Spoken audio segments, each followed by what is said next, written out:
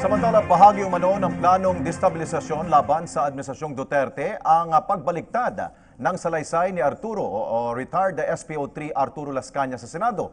Itong obserbasyon ni Senate Public Order Chair Panfilo Lacson na dumidinig ho sa issue ng umano'y Davao Death Squad. Si Marita Muhay sa detalye. Malinaw na may destabilization plot na nasa likod ng muling pagpapalutang kay Arthur Las Cañas at pagbibigay nito ng kabaligtad na salaysay kesa sa nauna nitong statement patungkol sa pagkakaroon ng DDS o Davao Death Squad. Ano bang aim? Bakit pursigidong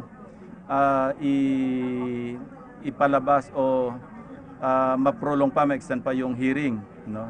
Isa lang naman to bring down the administration. Ano?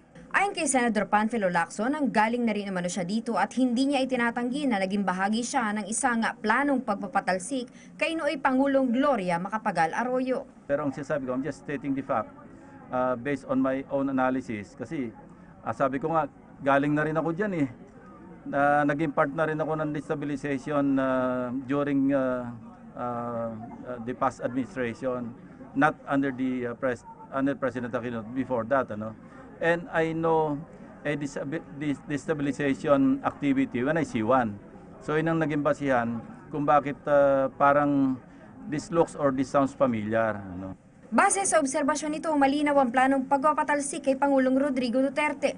Una narito ay ang pagiging porsigido ni Senator Antonio Trillanes na pahabayan ng pagdinig at mapagsalita si Las Cañas.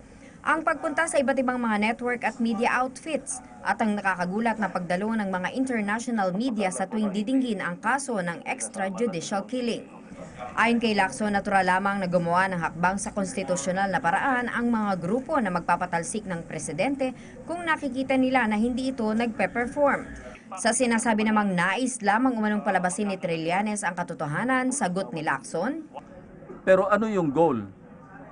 Just the truth? Come on. No, we were not born yesterday.